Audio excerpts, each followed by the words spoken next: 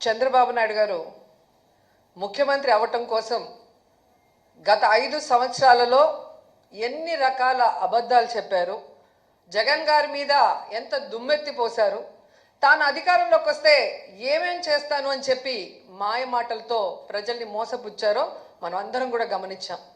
కానీ అధికారంలోకి వచ్చిన తర్వాత మళ్ళీ చంద్రబాబు నాయుడు గారి నిజ స్వరూపం చూపిస్తున్నాడు. ఈరోజు రైతుల్ని మోసం చేశాడు, మహిళల్ని మోసం చేశాడు, పిల్లల తల్లిదండ్రుల్ని మోసం చేశారు, అన్ని రకాలుగా అందరినీ మోసం చేసి ఈరోజు ఆ మోసం గురించి ప్రజలు డిస్కషన్ పెడితే దాంట్లో నుంచి బయటకి ప్రజల్ని తీసుకురావడం కోసం డైవర్షన్ పాలిటిక్స్ చేస్తున్నారు. ఎంత దురదృష్టం అంటే ఈ కూటమి ప్రభుత్వం అధికారంలోకి వచ్చాక ప్రజల ఆరోగ్యాన్ని గాలికి వదిలేశారు. ఆరోగ్యశ్రీని ఏ విధంగా నిధులు ఇవ్వకుండా పొమ్మనకుండా పొగబెట్టినట్టు ఈరోజు హాస్పిటల్స్ ఆరోగ్యశ్రీ కింద చేయడానికి సుముఖంగా లేకుండా చేసింది ఈ ప్రభుత్వం కాదా? అలాగే అమ్మఒడిని ఎగ్గొట్టి ఈరోజు పేద పిల్లల్ని చదువుకు దూరం చేస్తున్నది వీళ్ళు కాదా? అలాగే రైతులకి అండగా నిలబడాల్సిన ప్రభుత్వం రైతుల వెన్నెముకలు విరుస్తూ వాళ్ళకి ఇవ్వాల్సినది ప్రామిస్ చేసి కూడా ఇవ్వకుండా మోసం చేసింది నిజం కాదా అని అడుగుతున్నా. ఇవన్నీ ఒక ఎత్తు అయితే ఈరోజు రాష్ట్రంలో అవినీతి ఎంత విచ్చలవిడిగా జరుగుతుందో అందరూ కళ్ళారా చూస్తున్నారు. అది ఇసుక కానీ, అది మైనింగ్ కానీ, ల్యాండ్స్ కానీ, ఏది చూసినా లిక్కర్ కానీ విచ్చలవిడిగా వాళ్ళు దోపిడీకి అవినీతికి తెరలేపి వాటి మీద ప్రజలు దృష్టి పెట్టకుండా ఈరోజు తప్పుడు సాక్ష్యాలతో బురద చల్లుతూ కొంతమందిని టార్గెట్ చేసి ఎలా అరెస్ట్ చేస్తున్నారో మనం కళ్ళారా చూస్తున్నాం. నిజంగా ఇది ఎంత సిగ్గుచేటో ఒకసారి అందరూ కూడా ఆలోచించాలి. ఈరోజు ఇంటెలిజెన్స్ చీఫ్గా పనిచేసిన పిఎస్ఆర్ ఆంజనేయులు గారిని అరెస్ట్ చేసి తీసుకురావటం చూస్తుంటే డైవర్షన్ డర్టీ పాలిటిక్స్కి పరాకాష్ట. అంటే ఈ కూటమి ప్రభుత్వం ఎంత దిగజారిపోయిందో ఇక్కడ స్పష్టంగా అర్థమవుతుంది. పోలీసులు గుర్తుపెట్టుకోవాలి, ఈరోజు లోకేష్ చంద్రబాబు నాయుడు మాటలు విని రెడ్ బుక్ రాజ్యాంగాన్ని అమలు చేస్తున్న పోలీస్ ఆఫీసర్స్ ఇది మీరు అర్థం చేసుకోవాలి. తప్పు చేయని ఆంజనేయులు గారిని ఈ విధంగా అరెస్ట్ చేసి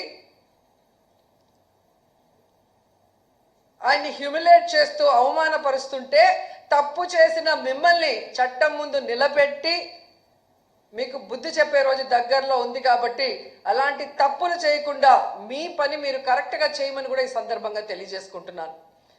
ఎందుకంటే ఏదో కిరీటం పెట్టేస్తారు చంద్రబాబు నాయుడు లోకేష్ అని చెప్పి చాలా చోట్ల పోలీసులు పెద్ద స్థాయి నుంచి కింద స్థాయి వరకు అందరూ కూడా వన్ సైడ్గా తప్పుడు సాక్ష్యాల్ని సృష్టించి తప్పుడు కేసులు పెట్టి ఏ విధంగా అరెస్ట్ చేసి పైశాచిక ఆనందం పొందుతున్నారో వాళ్ళందరినీ కూడా హెచ్చరిస్తున్నా.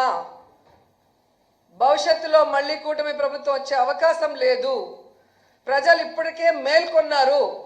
ఈ కూటమి ప్రభుత్వం వల్ల వాళ్ళు సర్వనాశనమైన విషయాన్ని వాళ్ళు గుర్తించారు.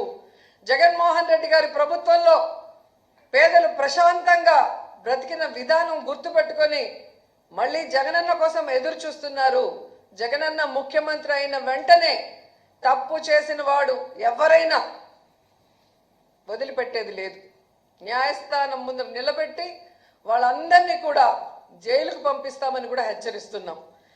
అండ్ ఈరోజు మీరు చూస్తే ఎంత విచిత్రంగా తయారైందంటే చంద్రబాబు నాయుడు నైజం. ఆయన తప్పు చేస్తాడు, సాక్ష్యాధారాలతో సంతకం పెట్టి దొరికిపోతాడు. డొల్ల కంపెనీల్లో కంపెనీ అనేదే ఉండదు, కొత్తగా ఒకటి సృష్టించి దాంట్లో డబ్బులు ట్రాన్స్ఫర్ చేసి దాన్ని ఎలా వాళ్ళ అకౌంట్లోకి తెచ్చారో అన్నీ కూడా క్లియర్ కట్గా దొరికిపోయాయి. స్కిల్ డెవలప్మెంట్ స్కామ్లో ఈడీ కూడా కొంతమందిని అరెస్ట్ చేసింది, కొంతమంది ఆస్తుల్ని అటాచ్ చేసి అవినీతి జరిగిందని ప్రూవ్ కూడా చేసిన తర్వాత నాకు కన్ను బాగలేదు, ముక్కు బాగలేదు, కిడ్నీ బాగలేదు, వయసు అయిపోయిందని దొంగ తిరుగుడు చెప్పి బెయిల్ తీసుకొని బయటకు వచ్చి ఏదో తాను తప్పు చేయనట్టుగా ఆ కేసుని ముందుకు నడిపించకుండా ఎలా ఆపేశాడో అందరూ చూశారు. నీకు దమ్ము ధైర్యం ఉంటే ముఖ్యమంత్రి సిబిఎన్ గారు మీకే చెప్తున్నా, స్కిల్ డెవలప్మెంట్ స్కామ్లో మీ మీద పెట్టిన కేసులో మీరు ఎలా సంతకాలు పెట్టి డబ్బును దోచుకున్నారు ఈ ప్రభుత్వంలో అనేది ఈడీ కూడా ఓకే చేసింది. దాన్ని ఎందుకు సిఐడి విచారణ ముందుకు నడవనీయకుండా ఆపేశారు? దమ్ముంటే స్కిల్ డెవలప్మెంట్ మీద మీరు విచారణ చేయించుకోండి. మీ వల్ల కాకపోతే సిబిఐకి అప్పచెప్పండి. అలాగే మీరు చూస్తే ఫైబర్ నెట్ కేసులో ఎందుకు మీరు విచారణను ఆపేశారని అడుగుతున్నా. ఈరోజు ఏదో ఆంజనేయులు గారి మీద ఒక కేసో లేదా మిథున్ రెడ్డి గారి మీద ఒక దొంగ సాక్ష్యాలతో ఒక కేసో పెట్టి భయభ్రాంతులకి గురి చేయాలంటే ఎవరు భయపడే ప్రసక్తి లేదు. ఎందుకంటే మేము తప్పు చేయలేదు కాబట్టి ఎవరికి భయపడాల్సిన అవసరం లేదు. మీరు దొంగ సాక్ష్యాలతో ఎన్ని కేసులు పెట్టినా మేము న్యాయపరంగా పోరాడి బయటికి వస్తాం. కానీ మీ మీద కేసులు విచారణ జరిగితే మీరు పర్మనెంట్గా జైలుకి వెళ్తారన్న సంగతి మీకు తెలుసు.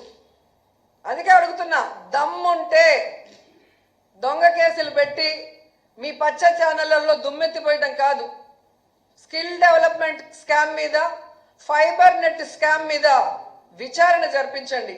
మీకు ఆ దమ్ము లేకపోతే సిబిఐకి అప్పచెప్పండి అని కూడా డిమాండ్ చేస్తున్నాం.